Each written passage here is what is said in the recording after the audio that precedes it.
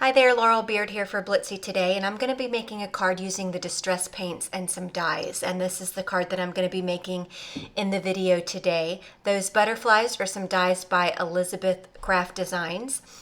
It is the silhouette die and the butterfly overlay 2 die that I'm using. And then I'm going to be coloring those with some of the Tim Holtz distress paints. So I've gone ahead and run those through my die cutting machine using some watercolored cardstock, which you don't really have to use for this. You can use regular cardstock. And then I'm going to go in and add the distress paints. I've got a couple different colors out here. Distress paints have those little daubers at the top, so I'm taking advantage of that. And for this particular die, I'm just going in and dabbing in some of the colors. Now, you can go in and color them directly onto the cardstock and then spray with water and get a beautiful blended effect, but I wanted to take advantage of those dauber tips. And I just think it kind of creates this like tie-dye looking look. I don't know. I like the effect of it. So I'm working off of a Ranger craft sheet. It's easy cleanup for me. You can work off of any kind of surface, obviously. And then I'm going to go in with that silhouette piece right there. I'm just going to go in and I'm going to take one of the greens that I used on the body of the butterfly. That's called cracked pistachio. And I'm just going to go around the edges of the butterfly and then the body of the butterfly.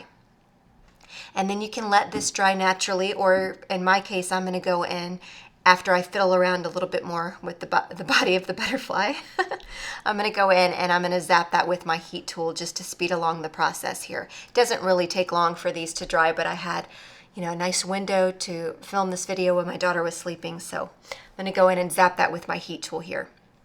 I grabbed a piece, I've got a little piece of hardy board here, and I use this anytime I do any kind of heat embossing, just so my surface doesn't warp.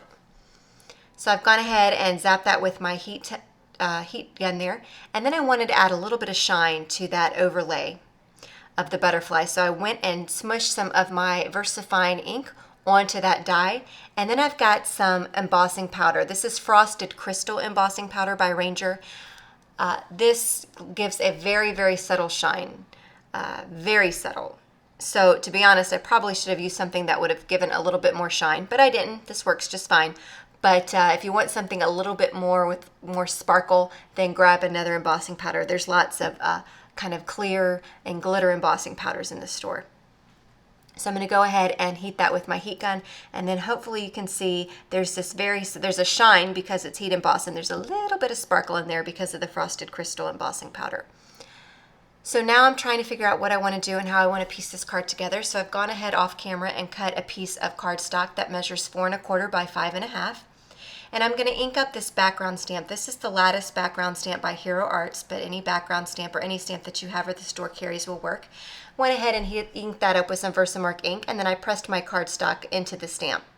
Then I'm going to go and sprinkle that same Frosted Crystal embossing powder that I used on the butterfly over the top.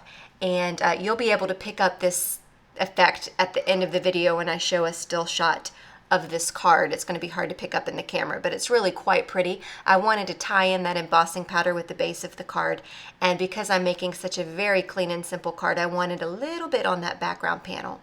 So I'm going in with my heat tool again, and I'm just going to heat set my background there. The key to getting a good heat set image is to allow your heat gun to heat up for at least 15-20 seconds if you can, and then it'll emboss very quickly and evenly.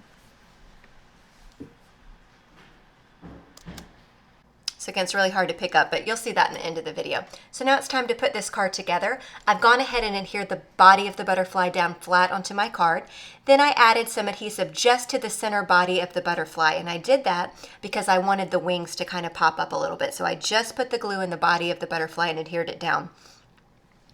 And now I was kind of toying around if I wanted to add that gray piece, that body of the butterfly, but I didn't, so moving on. So I wanted to die cut a word die that I have, and I wanted it to match the butterfly. So a great benefit using your inks directly to your paper is you can completely customize your card color. So I'm going to have a perfect match. That's the color Abandoned Coral. So I went ahead and rubbed that right onto my cardstock. I dried it with my heat tool, and then off camera I die cut that out.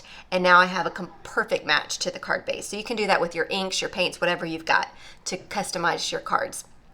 So I'm going in with my favorite glue. This is Multi-Matte Medium by Ranger. It's super strong and it dries completely clear. So I can be messy, and if it oozes out the side, it doesn't matter because it's completely clear. Woohoo! So this is the card. There you can pick up the background there from the heat embossed image and the butterflies. I just love those paint dabbers. I think they're so fun. And I love these butterfly dies by Elizabeth Craft Designs. This is my first dies I've actually purchased from her, and I love them. They're super high quality and intricate, and they're just fantastic. So thanks so much for watching, and I'll see you back next time.